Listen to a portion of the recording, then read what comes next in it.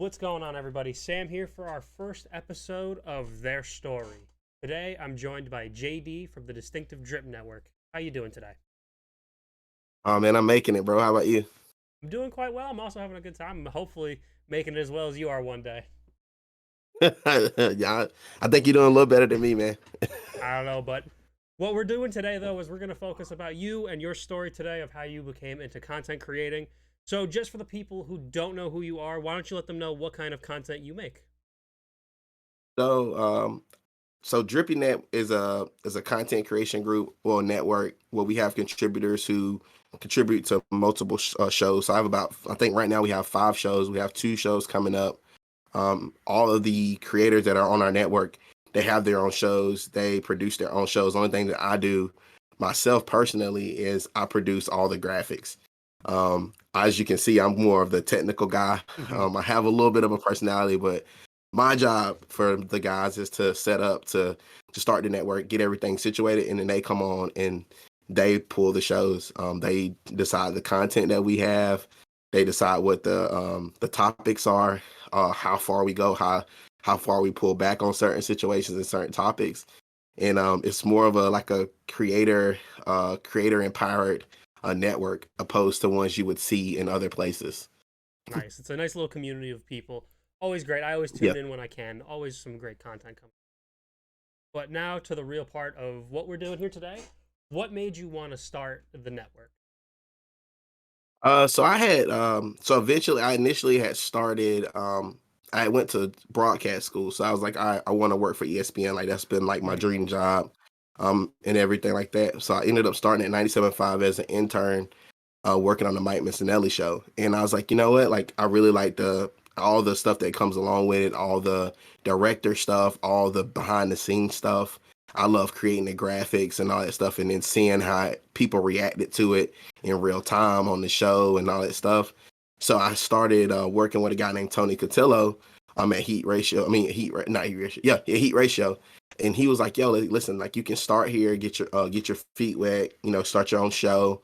I started my own show, got my feet wet, and then I decided I was going to take another opportunity out in a company called Found Time. So we did about 4 episodes for Found Time, and then from that point we went to another place. I'm sure we'll talk about later on, and then from there I just kind of said, you know what, like I love content creation so much. I think it's like the biggest place like where people can be themselves, and it's like a whole community of people who either love you or they hate you. And then there's some people who are somewhere in between, and then those people are the people that you're really trying to reach. It's the people that are the in between people. Hmm. They're kind of in that content sharing purgatory. They're not really sure they hate you, but they're not really sure they like you. So your job as a content creator is to kind of get those people to come in and say, you know what, well, I don't know why I don't like them, or I don't know why I do like them, but I do like listening to them. So that was my thing. Is I was always very fascinated with how people decide who to like and who not to like, and that's kind of how I started, man. And I just like for me, it saved my life because a lot of people don't know this about me, but I was in the Navy for a little under 8 years, and from that I got a traumatic brain injury. So I have seizures and stuff like that as a result of that. So um, I had to learn how to walk and stuff again, and like at one point talk again. So like this is a big step for me to be Hmm. able to do what I'm doing now.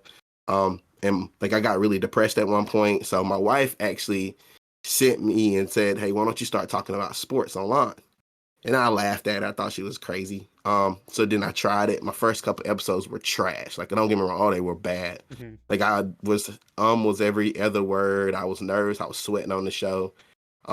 But I kept going, and she kept encouraging me to do it. And that's how this whole thing started. So honestly, outside of all the hate and stuff and all the stuff you have to deal with podcasting actually saved my life, Hmm. so to speak.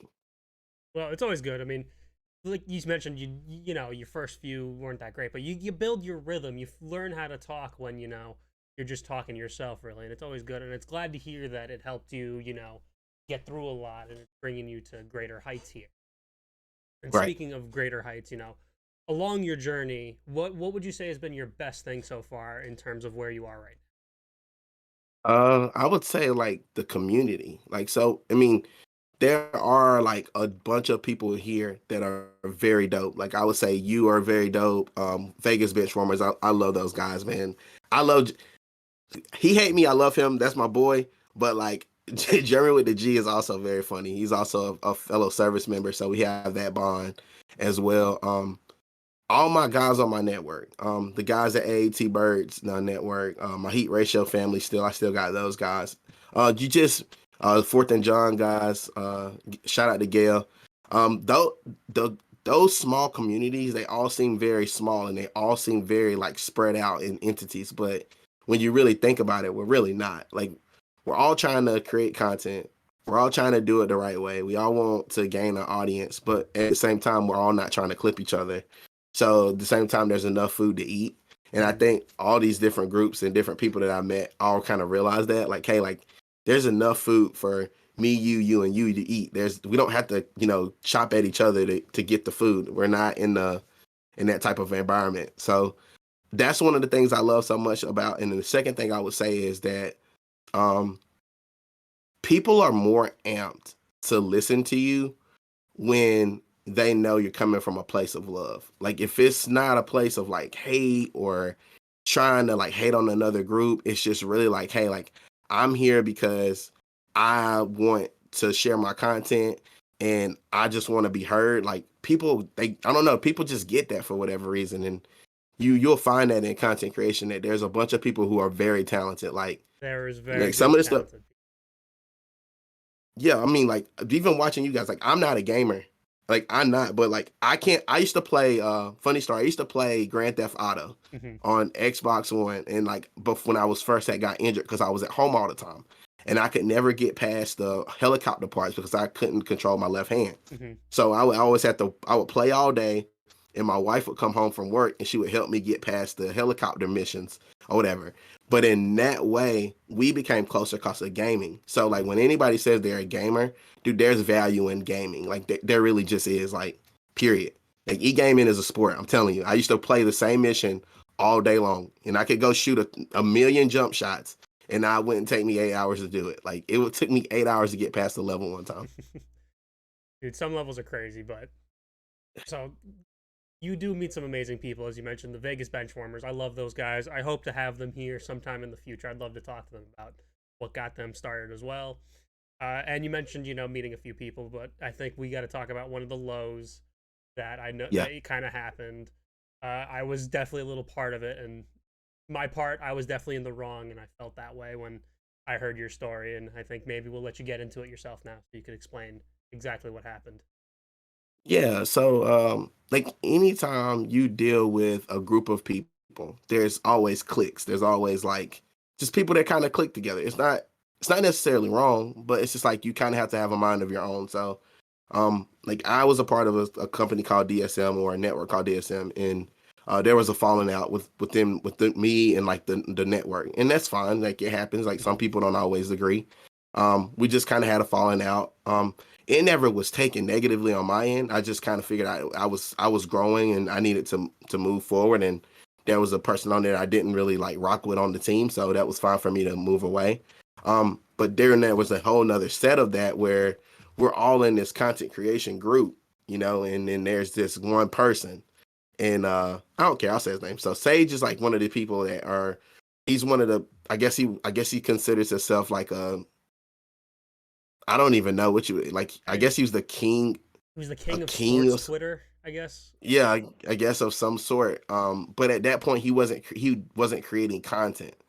So I don't know what actually made him this king other than he was connecting people together and starting Follow Train. So at the time when I first met Sage, we actually had a falling out way before that because he came on one of our things trying to promote something else, and I like went at him.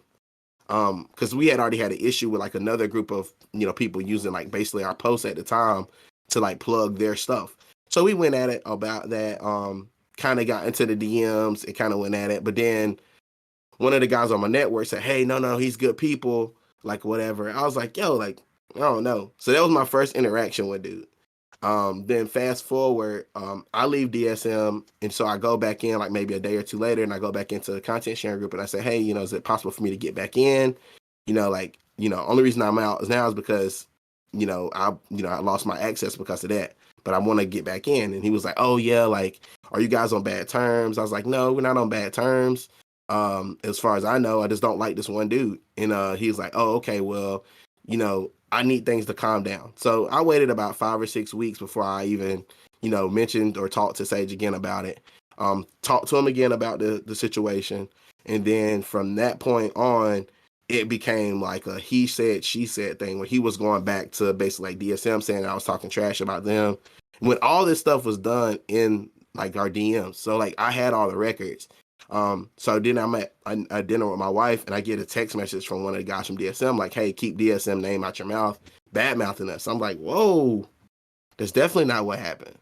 And then I was like, only thing I said is I don't have an issue with DSM. I was even sharing, like, you know how the content sharing groups go. Like, I was even sharing their stuff outside of the group, even though I wasn't even in content sharing group, because I was still friends with some of those guys. So, make a long story short, I ended up like felt like it was like I was getting like basically like blackballed out of content sharing because that is what was happening. So, um, I ended up making a video basically trying to tell everybody like what exactly happened. So at least at that point I could get an even honest shot because like the messages don't lie. It's not like I, doctored up messages or, took a shot at Sage without, having like the receipts. Like I kept everything just because I didn't want this to happen. Um and then from there it was like it split everybody in half. It split like people who really watched the video and kind of took it for what it was worth, and then it was other guys who were kind of just under like didn't want to get up under Sage's in Sage's bad graces and get kicked out, so they couldn't grow their content sharing groups. But I'm here to tell you, you can still grow without him. Mm-hmm. Like he's not the end all be all of content creation. He's not this pseudo god of Twitter. Like he's not. Like I mean, end of the day, like there's a lot of people I know that have way more followers than him. I know people that put out way better content and they do actual things. Like once I started looking back at Sage's kind of deal, Sage was never this super important, super influential content creator. He was big on linking people together and then creating follow trains, and then that entail creates more following. But he's not actually putting out a whole lot of content like good stuff. Like he's not putting out that stuff. He's just making a bunch of follow trains. And then he's asking stuff like, I'm going to charge you $5 to follow things, or, hey, what did I do for you today? Like, those aren't comments you make if this is really a family. Like the family is, hey, I did this for you and I've never mentioned it to anybody. And if somebody asks you, you can tell them, but I'm not going to tell them. That's like tooting your own horn. So it immediately rubbed me the wrong way. And then I was like, you know what? There has to be an alternative way to growing on Twitter outside of using Twitter trains and these weird ass Twitter groups. Like it has to be better ways to do it. And we kind of found a way. We put all six of our guys, we put our heads together and we found a way to still grow. And we took the route to go through YouTube. And that's been very lucrative for us. It's been we've been very successful in that way. So, and it's only been about 5 months since all the stuff happened. Yeah, it's awesome that you were able to recover. I know from my end, I saw one side, which was the wrong side, in my opinion. And then when I saw your video, I knew I had to, I spoke up and I wanted to apologize to you. It was the right thing to do. And I decided to choose your side because you know what? You're right. You don't need that, those follow trains to get big. You don't need No. to do them, man. You know what? I was like, you know what? You're on this side. You showed your case here, and like clearly he wasn't in it for the community. He's in it for himself. Yeah, like you're shooting. My thing is, and it's not even so much that you're in it for yourself, but like it's almost like a pat me on the back thing. Like, oh, I'm doing this for other people, and it's like, but you're not like I have a team of 6 people. Not even joking. Like there's probably 8 or 9 people on Twitter right now I still do graphics for, and I don't charge them anything to do it. It's just because I love to do it. There are people that I respect and I want to see them do well. Um, but it's like when you look back and you read some of the the comments and some of the like just the back and forth with like him and some of the tweets he puts out, it's kind of like, damn, like you really think that highly of yourself to where you think people should tell you how great you are for doing something that you said you were going to do as part of their family. Like like your family, like for example, you and your family, when you see your family, and like, let's say you see them on a Sunday, and let's say your cousin said, "Hey, man, I really need you to," he's like, "Could you come and make me like a banner for my YouTube page?" You say, "You know what? If I know how to do it, I'll find you somebody that does. If I don't know how to," and that person normally won't charge you to do that.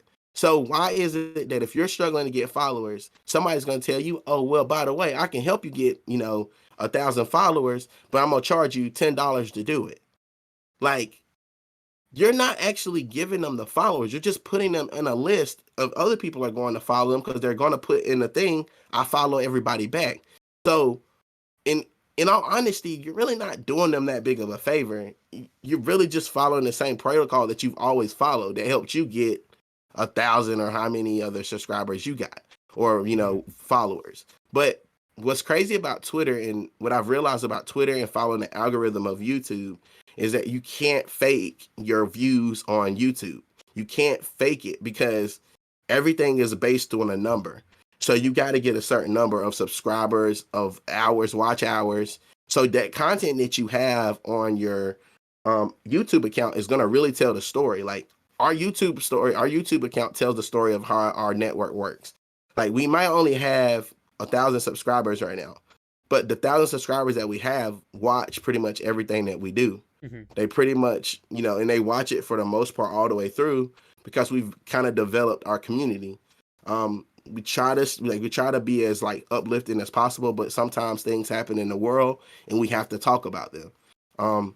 And that's just how we do it. And I'll never tell one of my guys or anybody that's a contributor, "Hey, you can't talk about this because it's just too hot." Like, no, like, if you feel strongly about something, you talk about it, and then we'll deal with whatever backlash comes with it afterward. You're definitely giving everyone the open that you're making people feel welcome to share their opinion. That's always a good thing. Right. But moving on from the whole craziness of that, where do you see yourself? Like, where are you trying to head with the network? What steps are we taking here to get you to where you want to? So we've done some partnerships. We have a really dope show that's coming up in the next well, we have two new shows that are coming up next week. So one of our contributors, Prince Blue, he's been kind of on the controversial scene since he's been around. But he's one of my co-hosts on one of my other shows called Frankly Philadelphia. He's bringing his show, Real Time with Prince Blue. He's bringing that, and then one of his first guests is going to be an adult star, Laura Jensen. She's going to be his first star. The funny thing about her is she's also a really big Philadelphia Eagles fan. So we're a Philly-based network. So Mhm. um, that's a really big deal for us. And so she's going to be one of the ones. And then we're launching a new show with two really, really cool girls. They're called the Barbell Barbies. And they are in the fitness, but they're also in the Eagles football and just Philly sports in general.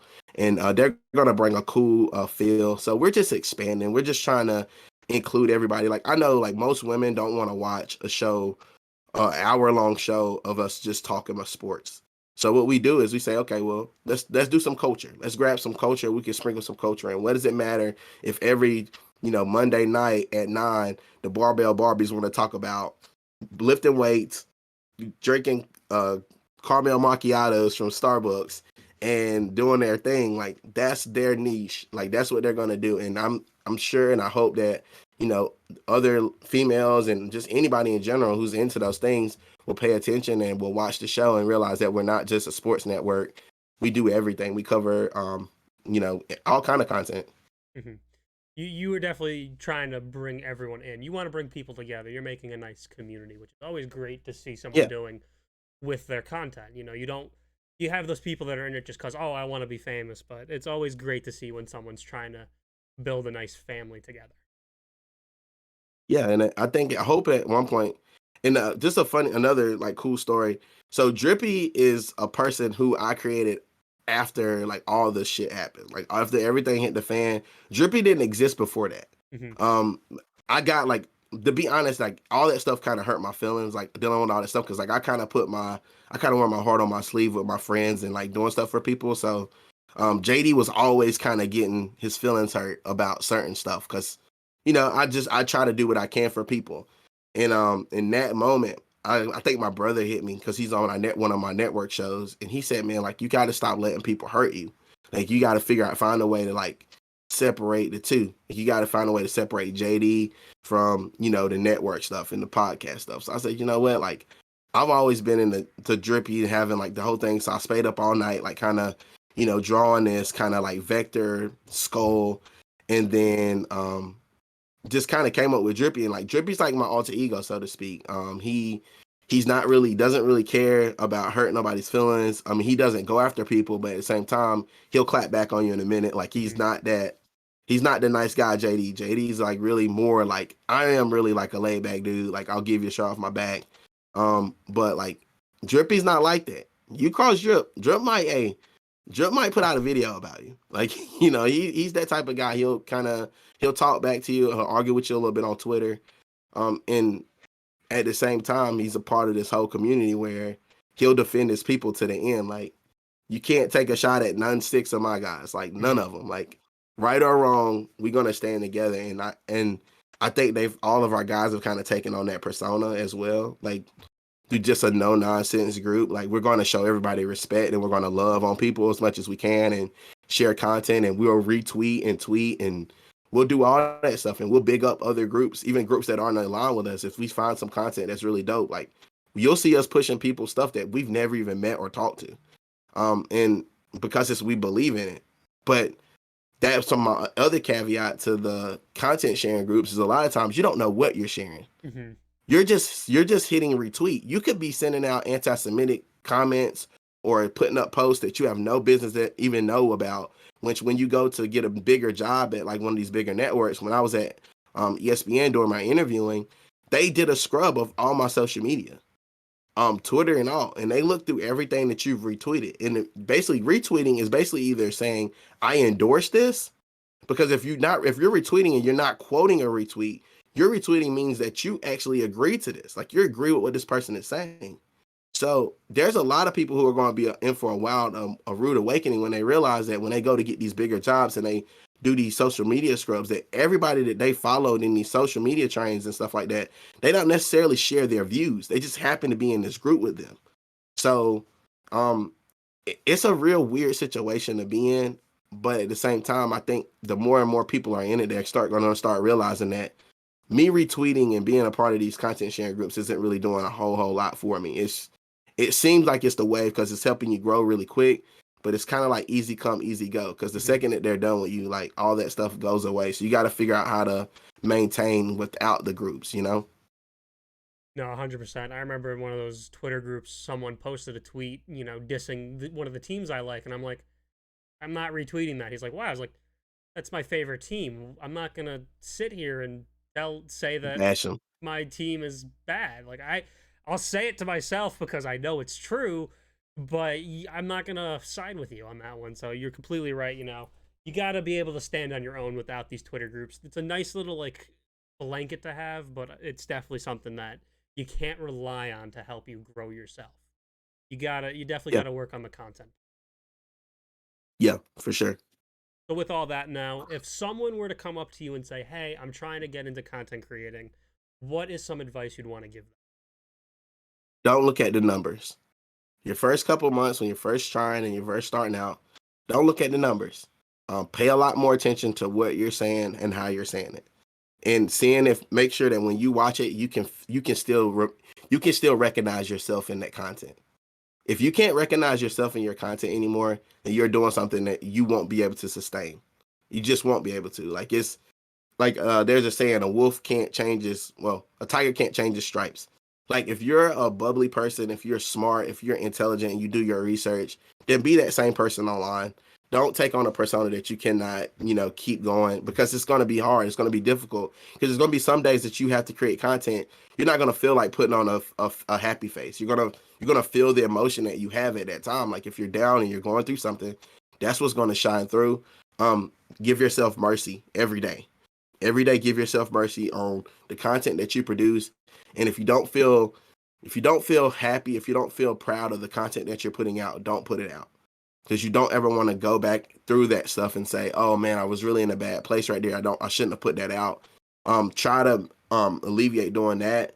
And then, like I said, give yourself mercy, because when you first start, you're gonna suck. Like, I mean, there's a couple people who are good when they first start out. Like everybody uses Joe Rogan.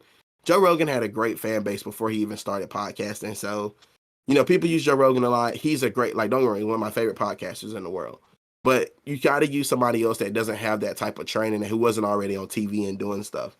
I would say like more like a person like, I know the people don't like him because he's kind of controversial, is No Jumper, Adam 22. Everybody says Adam 22 is like kind of like he jumped on the podcast train, but he's kind of like, kind of self-made with it. Like he doesn't really have any formal training. He just kind of does his thing, and he just kind of covers what he wants to cover, regardless if it's like porn stuff or not. He still covers it, and he does his thing. So he's not one of my favorite podcasters, but that's one of the ones that I would use as saying like, hey, listen, like you gotta be you. I've never looked at a episode of No Jumper and Adam 22 wasn't Adam 22. He's hate him or love him, he's the same. Like I'd say that for anybody that's starting out. Don't look at the numbers. The numbers are never going to be there at first. Um, don't like don't be a person that you can't sustain, and give yourself mercy because you're going to suck at the beginning. Always some good advice to go by. Any part of your story that you wanted to share that we didn't really get to touch here? Oh yeah, just get a team. Like you gotta have a team of people. And they don't have to be in your network. They don't have to be either podcasters. They could be just people that, watch your stuff every time you do something and they're honest with you. And not so much that they have to be, yes men. You don't want a bunch of yes men. That's weird. But if you get people that say, hey, like I watched your content and that wasn't really cool. A couple weeks ago, one of my guys on our network named CJ Tap, great guy. If you have time, go check him out. His name is Taps Takes on all those social media outlets. But he hit me up after a video I had done after a verdict had came out, and he said, "Man, I'm good with everything you said, but this." And it was like I kind of said, if you don't agree with me, unfollow me.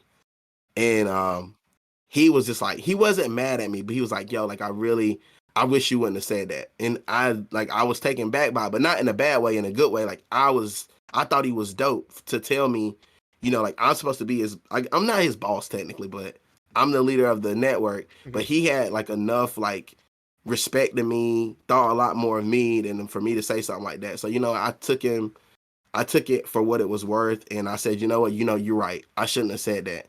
And I went back and fixed it. And that's what I mean by having people that can always check you at the door. Like, listen, like that was wrong. Don't be out here saying that. Like, you're better than that. Like, having people to make you accountable would always serve you better than anything. Like, I would say that all the guys on our roster, even the guys that I mentioned before, including you, man, like anybody that we know that like you have to have somebody that can check you and say, you know what, bro, like I respect your content. I respect the work that you do, but like, hey, maybe think about it this way. Because like you're not the end all be all when it comes to content creation. You don't know everything. Like I know I do a great job at like, video creation and editing, but like I have a lot to learn as far as the microphone, how to like grab the room and pull them in. There's some guys that just do it amazing. Like Vegas benchwarmers, like I can watch them all day. Like they just keep me compelled. Like I watch your gaming streams and I know nothing about gaming and I'm still compelled to watch because you have that talent. And that's what I love about the community is that you have guys that can get in front of that microphone with their, and do their thing. And you're just like, how does he do it? Like, how does he play the game, talk his trash, and still able to talk throughout this video, man? It's dope, man. What you guys do is truly amazing. And I am a huge fan, man. And I appreciate this opportunity for sure. Of course, I love the reason why I started this is because I'm always interested about why people started content creating. It's not something like, oh, I'm going to use them to get famous. No, it's something I'm genuinely wanting to know. Like, it's information I want to know and I want to share. I'm going to do an episode for myself, but you mentioned the being able to talk while gaming. Mr. Benchwarmers always brings up the time when I did hot sauce on camera and continued playing a game of Madden while I was dying and having trouble seeing. So it's always an honor. Like, it's always awesome to hear people when they appreciate the length I've gone through sometimes to do all that. Yeah. It is. It's weird because like I don't know if you know this, but content creation is hard, man. Like keeping fresh ideas, keeping like for me, I don't do like a game, so you can try a new game if you don't like if that game gets stale, like you can put in a new game or stream a new game. Like it's not like that with actual like podcasting because sometimes podcasting is you only have a certain lane you can stay in. Like you might only know certain information. Like you might not be able to speak intelligently about a whole bunch of plethora of different things. So you really limit yourself. So you have to be kind of funny. Like 3 weeks ago, I was almost had to eat a ghost pepper on live on the show, on one of my shows because I was so far down in my predictions because I had predicted so many games wrong in so many weeks because I was trying to pick the underdog. And my brother was like, "Listen, you lose this week, you got to eat a ghost pepper on live TV on live camera." And I was like, "Oh my god, like I can't do that. Like I'll die." But everybody got super excited to think that I might end up having to do it. And the next couple of weeks, I just turned it around, and I ended up. I'm not winning the league yet, but I'm close to winning. You're coming back. So Oh look, I yeah. have a great respect for anyone who can do podcasts. This is my second go around of trying it.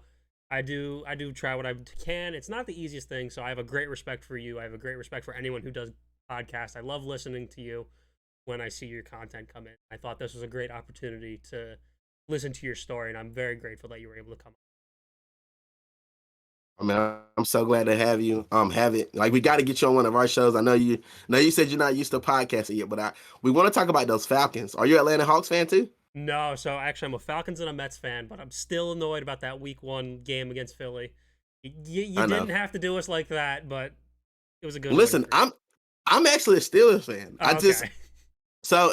the funny story about that, and it's funny that you say that is so we had like a preseason show because we are a Philly centric network, but Mhm. I had a preseason show and I said, hey, listen, like the Eagles could win 11 games this year. Dude, like everybody now like dogs me completely out. Like I'm talking about every week. Oh, 11 games this year, Eddie, really 11 games. I'm like, yo, listen, like it was a hope and a wish for these guys. I'm a Steelers fan and my team sucks. I just need somebody to have some hope and some dreams in. Mhm. But you guys are very injured right now for the Hawks. So I mean the Falcons. Falcons So pretty banged up. you're pretty banged up, man. And you still got Matt Ryan. I think he's about in the same position with Ben Roethlisberger. I think they should go out together in the sunset. So I mean, other than that, you guys will be fine. Give them a 7th seed, and I'd say walk away, but we'll save that for another conversation. Hope maybe when I come with you. For sure. So, for any new listeners who want to come listen to you, where can they come find you? So we're on Twitter. If you can find us on Twitter at Drippy. So it's DDRIPPY_net. You can follow us on YouTube, and that's like basically our main spot. Our YouTube is DDrippyNet, the same way I spelled before, and that's on YouTube. And then we have, like I said, 6 or 7 shows. So even if you don't catch one of my main shows, you can catch any of them. And we have like it kind of set up like an on-demand situation on YouTube. You just find the show that you want to like or that you like desire. You pick it, and then it has like a queue of shows you can watch. Or you can just go on the page and pick the first one that you see and then just tell us what you think. We always respond back. If it's not me, then it's one of the team. It's like one of the 6. We'll respond to you and we'll tell you which one you're talking to. Perfect. So, if possible, I will also, for YouTube and everywhere else I put this, links will be in the descriptions. Make sure to go check out the Drippy Network. Great group of people. You'll love them. Anything you want to end on today, JD? Um, yeah, I just want to like talk a little bit about unity. Like, I know like we did this out of like out of like a whim. Like you put up a post and I Mhm. saw it and I thought it was dope. But just like preaching more unity, like doesn't matter like what it is, like what we dislike. We have more in common that we have not in common, and we're just trying to push that. Like us specifically, we're trying to push that. Like unity is everything. Like we can't get barely anything done alone. Like you need a team of Mhm. people, or you need somebody on your side to get things done. And we're preaching unity over here with the Drippy Net, and I know that you guys have been big supporters of us, and we're trying to be big supporters of you guys as well. And that's just a part of that whole unity spiel. Um, try to find your similarities in people more so than your differences, because there's a lot of similarities, I promise you. Like, I don't think anybody that I know grew up with not having to worry about money or things like that. We all kind of got the same problems, and the more conversations we have, the more similarities we'll find, and try to eliminate most of the differences that we think that we have. And that's my last thing. Last thing. Well, that is 100% a true statement. I might be mainly gaming, you might be mainly sports, but we still come together with all that stuff, and it's always great to see when you're doing stuff. I'm always happy to be the first one to say, check it out. Great times. Appreciate Besides it. that, I hope you guys enjoyed our first episode of Their Story with the Drippy Network. I hope you go check him out on his YouTube and Twitter. You will not be disappointed. Again, thank you for coming on, JD. It was a pleasure to have you. Hey, thank you. Thanks again, y'all. Not a problem. Make sure to check me out on Twitter, Twitch, and YouTube as well. And we will catch you on our next one. Enjoy the rest of your day.